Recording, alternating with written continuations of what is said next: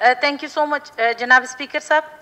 जनाब स्पीकर साहब, मैं थोड़ा सा रिलेट्स पे बात करूंगी, जैसे कि असगर खान साहब ने भी कुछ बातें की।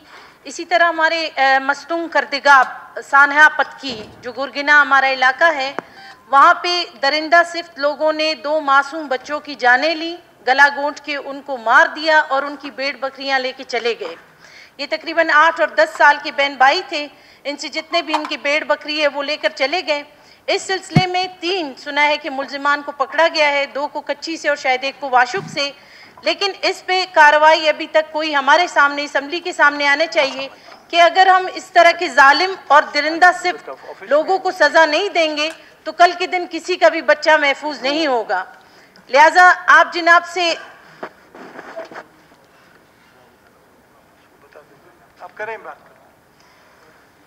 स्पीकर साहब, आप जनाब से गुजारिश करती हूँ कि जो गुरगिना करदगाब का जो वाक़या है, इस पे पुलिस ने क्या कार्रवाई की है और क्या उन मुल्जिमान को सज़ा हो रही है या वो बेल की तरफ जा रहे हैं।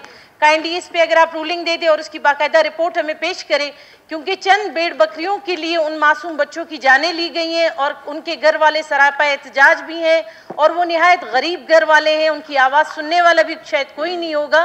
लेकिन इस असम्बली की तवस्सुत से आप काइंडली इसकी रिपोर्ट मंगवा लें और जो मुल्जिमान हैं उनको फांसी तक की सज़ा दे देनी चाहिए कि इस चंद भेड़ बकरियों के लिए 2 मासूम बच्चों की जानें ली हैं। Thank you. शुक्रिया मैडम।